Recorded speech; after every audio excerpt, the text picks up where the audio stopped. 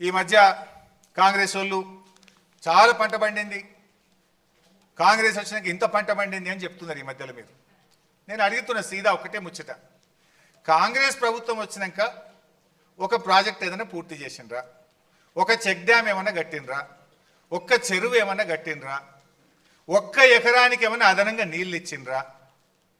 ఏంది అసలు మీరు చేసింది ఏంది?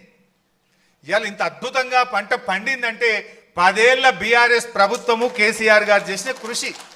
మిషన్ కాకతీయలో చెరువులు బాగా చేసినాం, పెండింగ్ ప్రాజెక్టులు పూర్తి చేసినాం. మీకు ఇంకా బెటర్ ఇలా లేదు ప్రజెంటేషన్లో, కానీ బీఆర్ఎస్ 9.5 సంవత్సరాల్లో 2 ఏళ్ళు కరోనా వచ్చింది, పనులు జరగలే. అయినా 9.5 సంవత్సరాల్లో 17 లక్షల ఎకరాల కొత్త ఆయకట్టు ఈ రాష్ట్రంలో తెచ్చింది బీఆర్ఎస్.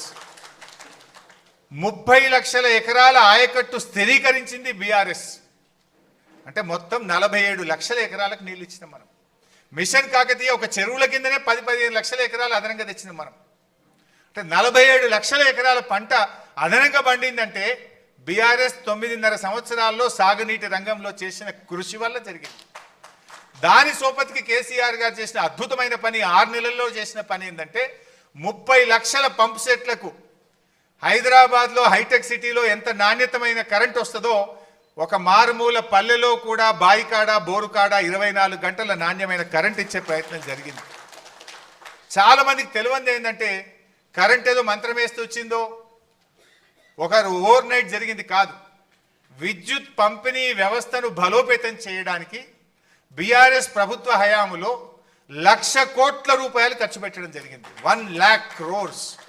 అంటే 400 kV substations, 220 kV substations, 132 kV substations, 33/11 kV substations, additional distribution lines, distribution transformers, ఇట్లా కొన్ని 1,00,000 కోట్లు ఖర్చు పెడితే రైతులకు నాణ్యమైన 24 గంటల కరెంట్ వచ్చింది కనుక ఇవాళ ఈ పంట పండింది. కాంగ్రెస్ వాళ్ళు వచ్చినాక ఏమైనా కరెంటు మంచిగా చేస్తారా, నీళ్ళు ఇస్తారా? ఈ పంట పండింది అంటే మా ప్రభుత్వ కృషి వల్ల, కేసీఆర్ గారి ముందు చూపు వల్ల తప్ప మీరు చేసింది ఏమీ కూడా లేదు.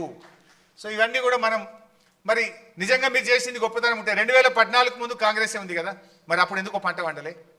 2014 ముందు ఎందుకు పండలే?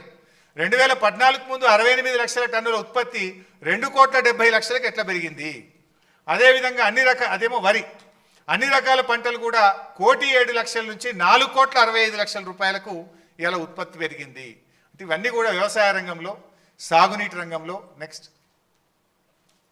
చేపల ఉత్పత్తిలో ఎట్లా పెరిగింది అనడానికి, నెక్స్ట్ గ్రౌండ్ వాటర్ ఎట్లా పెరిగింది.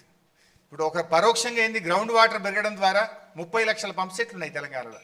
భూగర్భ జలాలు పెరిగితే ఈచ్ పంప్ సెట్ కింద 2 ఎకరాలు వేసుకున్న 60 లక్షల ఎకరాలు పంట పండుతుంది కదా. మరి అంతకుముందు పెరగని గ్రౌండ్ వాటర్ ఎందుకు పెరిగింది?